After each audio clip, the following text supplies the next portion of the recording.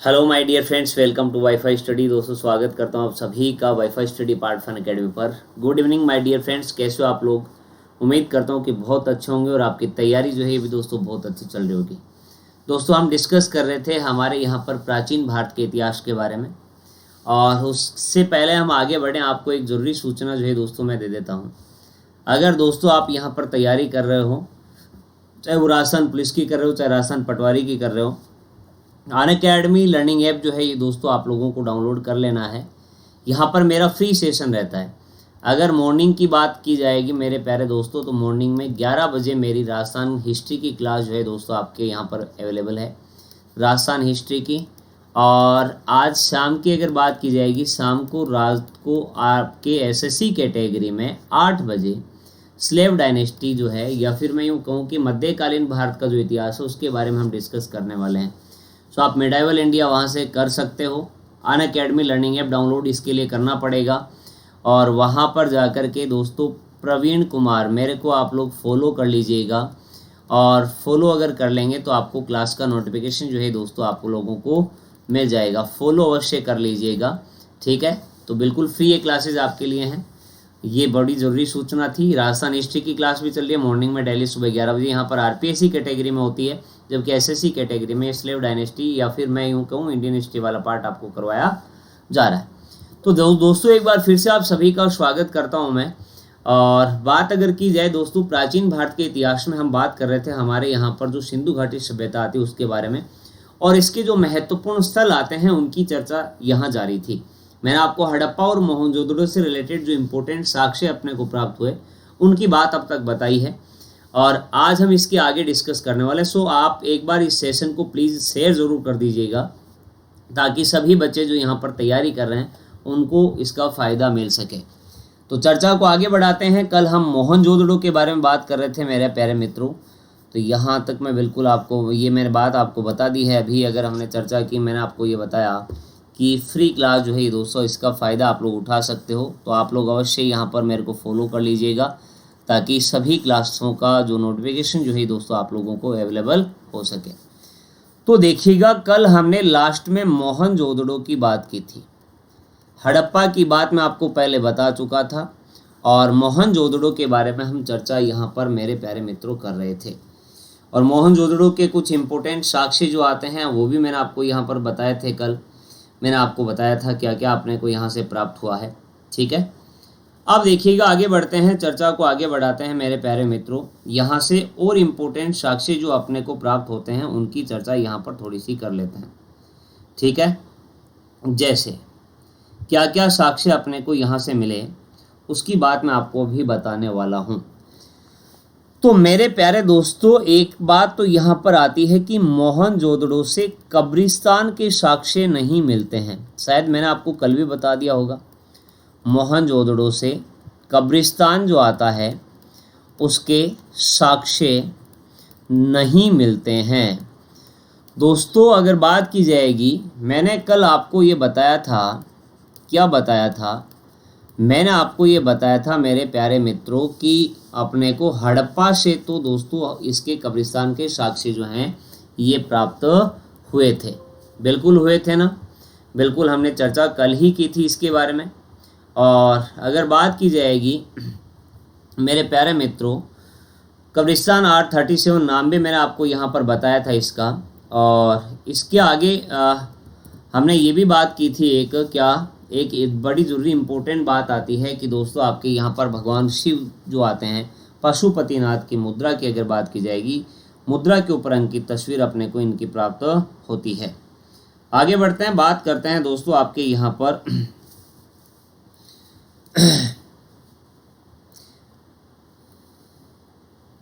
एक और इम्पोर्टेंट बात आती है, सर्वाधिक मोहरों की बात अगर की जाएगी। मैंने जब आपको हड़प्पा बताया था तब भी मैंने आपको इसके बारे में बताया था।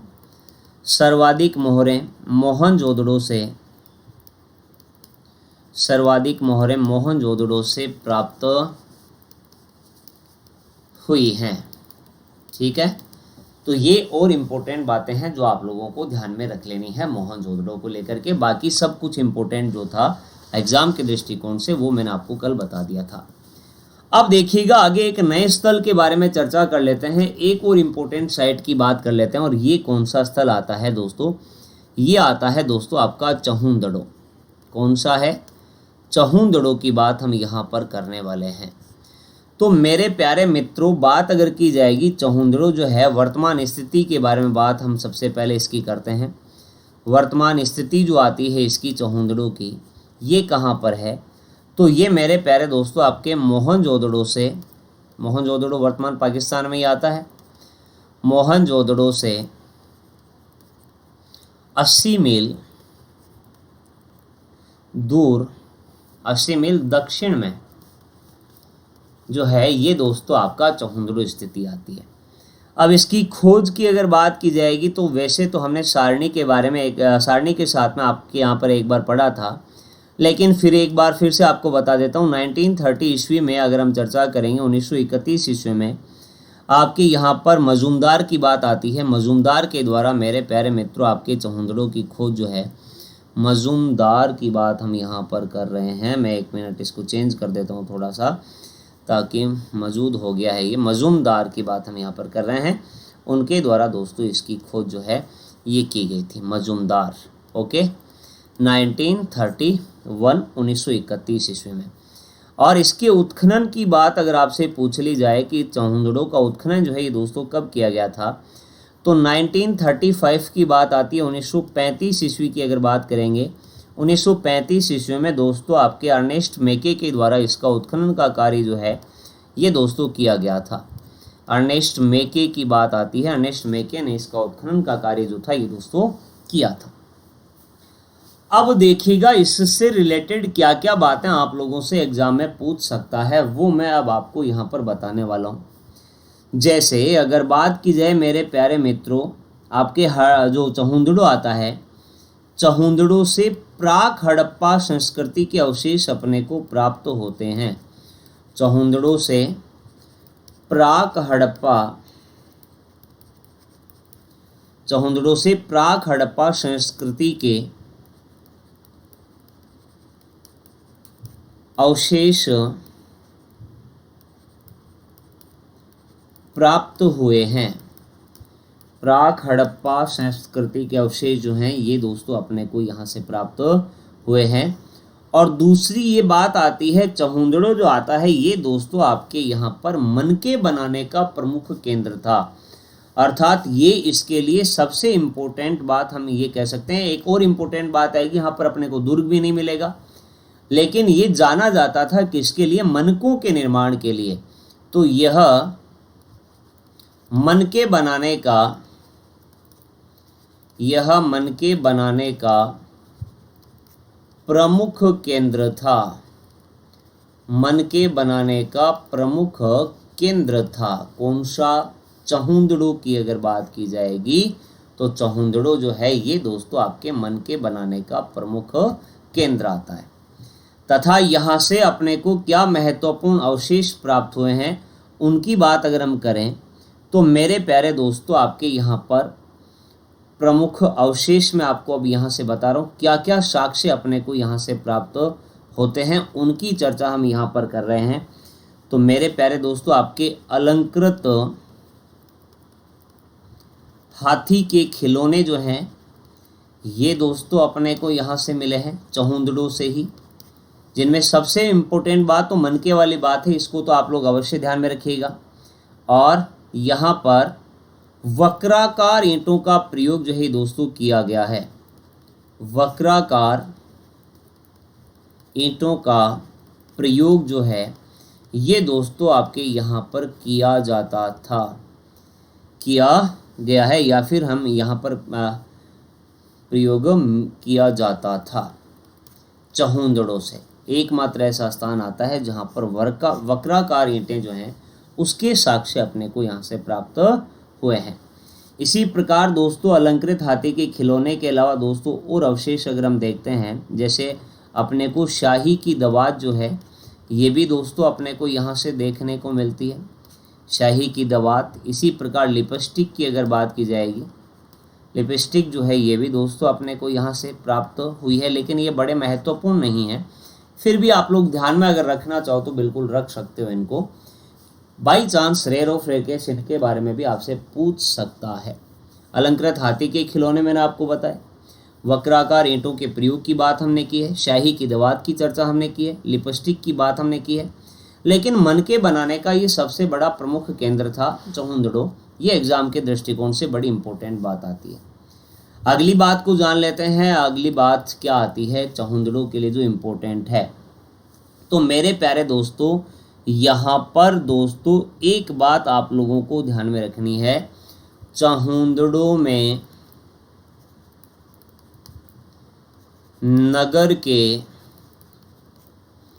नगर दो टीलों अर्थात दो भागों में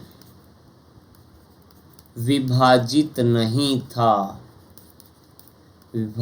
नहीं। इसका मतलब यह है कि चहुंदड़ो में दुर्ग के, वेरी इंपॉर्टेंट बात है ये चहुंदड़ो के लिए, चहुंदड़ो में दुर्ग के अवशेष नहीं मिले हैं। दुर्ग के अवशेष नहीं मिले हैं। कहाँ से नहीं मिले हैं? चहुंदड़ो से अपने को किसी भी दुर्ग के साक्ष्य जो हैं ये दोस्तों प्राप्त नहीं हुए हैं। ये बड़ी ही इम्पोर्टेंट बात है। और एक और इम्पोर्टेंट बात, मैंने मनकों की बात आपको बताई, मनके बनाने का प्रमुख केंद्र जो था, ये दो बातें अगर आप याद रख लोगे ना तो चहुंदड़ो में तो आपका मामला सेट हो जाएगा। वैसे वर्तमान स्थिति मैंने आपको बताया मोहनजोदड़ो से 80 मील दक्षिण में है ये। फिर हमने चर्चा की मेरे प्यारे दोस्तों आपके यहाँ पर जो है आपके 1931 ईस्वी में आपके यहाँ पर दोस्तों मजूमदार के द्वारा इसकी खोज करने का कार्य किया गया। और फिर मैंने आपको ये बताया दोस्तों कि उत्खनन का कार्य अर्नेस्ट कैफे के द्वारा ये दोस्तों यहाँ पर किया गया। और फिर दोस्तों चर्चा की चहुंदड़ो से अपने को प्राक हड़प्पा संस्कृति के अवशेष जो हैं ये दोस्तों आपके प्राप्त हुए हैं। और यहाँ मनके बनाने का प्रमुख केंद्र जो है ये दोस्तों आपके यहाँ पर अपने को मिलता है अलंकृत हाथी के खिलौने। वक्राकार ईंटों का प्रयोग ये एक बड़ा इंपॉर्टेंट साक्ष्य यहाँ पर है, इसको आप लोग अवश्य ध्यान में रखिएगा। दूसरी बात हमने कही शाही की दवात और लिपस्टिक जो है ये भी दोस्तों अपने को यहाँ से प्राप्त हुई है। और बड़ी ज़रूरी बात जो आती है चहुंदड़ो के लिए, यहाँ पर अपने को दुर्ग के साक्ष्य जो हैं दोस्तों प्राप्त नहीं हुए हैं। आगे बढ़ते हैं, बात करते हैं आपके एक और इम्पोर्टेंट स्थल के बारे में। और वो कौन सा आता है मेरे प्यारे दोस्तों, जिसको आपके तीसरी राजधानी जो है कहा जाता था, कालीबंगा। कालीबंगा वैसे तो राजस्थान में आता है, और लेकिन ये सिंधु घाटी सभ्यता के समकालीन सभ्यता आती है, कालीबंगा सभ्यता। इसके बारे में भी थोड़ी सी जानकारी अपन प्राप्त कर लेते हैं। तो सबसे पहले तो वर्तमान स्थिति की बात हम यहाँ पर करने वाले हैं कि कालीबंगा की वर्तमान स्थिति जो है ये कहाँ पर है। तो दोस्तों वर्तमान स्थिति हनुमानगढ़, कहाँ पर है? हनुमानगढ़ में। और फिर बात अगर की जाएगी घग्गर नदी के किनारे, घग्गर नदी के किनारे। फिर अगर चर्चा की जाएगी मेरे प्यारे मित्रों, बात अगर की जाएगी इसकी खोज जो है ये किसके द्वारा की गई थी, तो खोज 1953 ईस्वी की बात आती है। 1953 ईस्वी में अमलानंद घोष के द्वारा दोस्तों इसकी खोज करने का कार्य जो है ये दोस्तों किया गया था। तथा उत्खनन के कार्य की अगर बात करेंगे, इसका उत्खनन का कार्य जो है ये किसके द्वारा किया गया था, तब आप लोग ध्यान में रखिएगा 1961 की बात है। 1961 ईस्वी की अगर हम चर्चा करते हैं, B.K. थापर और B.B. लाल, B.K. थापर व B.B. लाल की बात अगर की जाएगी तो दोस्तों उनके द्वारा आपके यहाँ पर इसकी खोज करने का कार्य जो है ये उत्खनन का कार्य जो है दोस्तों किया गया था। आगे बढ़ते हैं, बात करते हैं यहाँ से महत्वपूर्ण साक्ष्य जो अपने को मिले हैं। महत्वपूर्ण साक्ष्यों की अगर हम चर्चा करेंगे वो क्या क्या अपने को मिले हैं, तो देखिएगा कालीबंगा एकमात्र ऐसा स्थान था जहाँ से जुते हुए खेत के प्रमाण अपने को प्राप्त हुए हैं। जुते हुए खेत के प्रमाण जो हैं ये दोस्तों अपने को यहाँ से प्राप्त हुए हैं। एकमात्र ऐसा स्थल आता है। और नगर जो आता है उसके दो भाग मैंने आपको बताए थे। लगभग जगह अपने को नगर के दो भाग देखने को मिलते हैं। तो नगर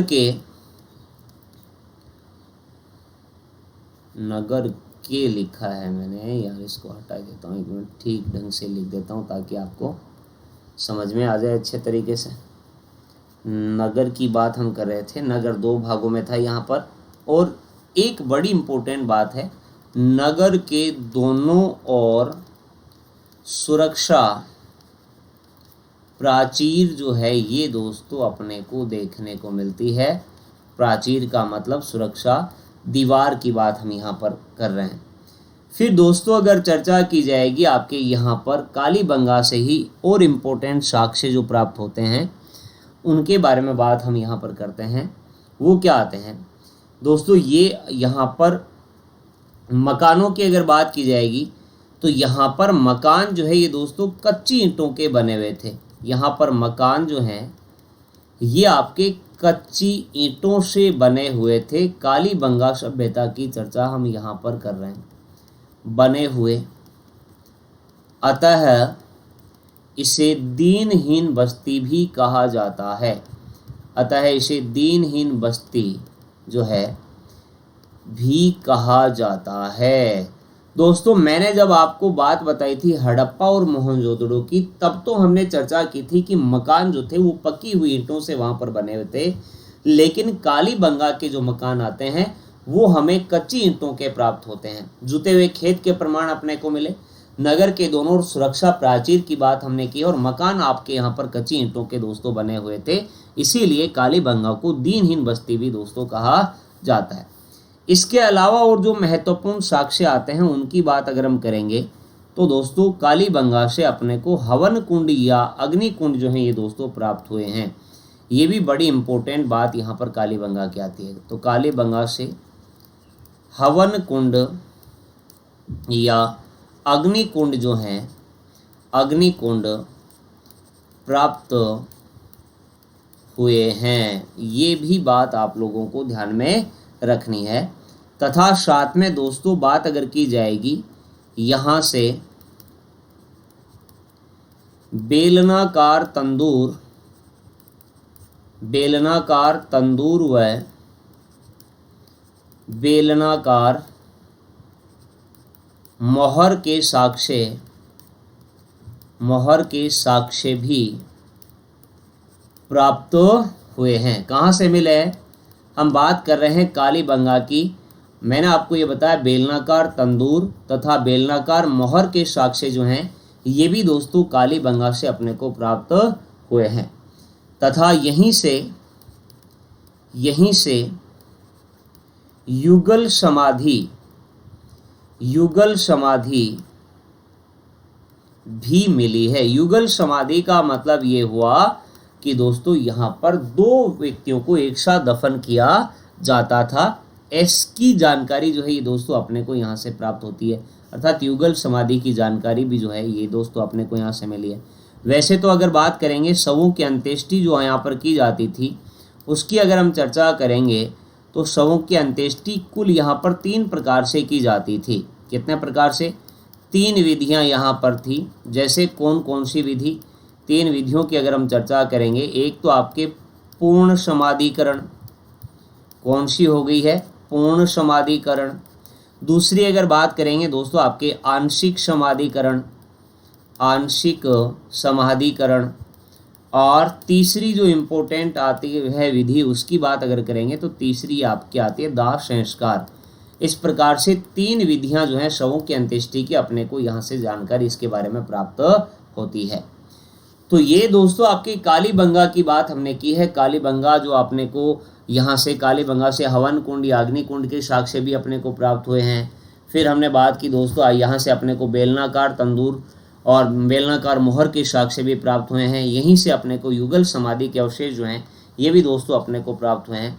तो ये वो सारी ज़रूरी बातें आपके यहाँ पर आती हैं कालीबंगा से रिलेटेड। इन सब बातों को आप लोग ध्यान में रखना है। आज रात को अनअकैडमी लर्निंग ऐप पर अगर डाउनलोड नहीं है आपके पास में तो डाउनलोड अवश्य कर लीजिएगा। शाम को 8 बजे एसएससी कैटेगरी में मेरी क्लास रहने वाली है। दिल्ली सल्तनत में पढ़ाना प्रारंभ करूंगा, बड़ी ज़रूरी क्लास आप लोगों के लिए आने वाली है।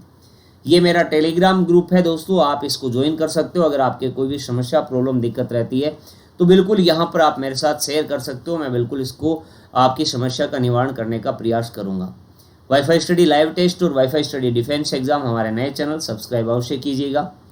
साथ में दोस्तों अनअकैडमी लर्निंग ऐप पर किसी भी प्रकार का, किसी भी कैटेगरी में अगर कोई भी कोर्स आपको ज्वाइन करना है तो मेरा रेफरल कोड प्रवीण11 है, PRAVWN प्रवीण11। ये आप लोग अप्लाई कर सकते हो, जिससे 10% का डिस्काउंट जो है दोस्तों आपको प्राप्त हो जाएगा।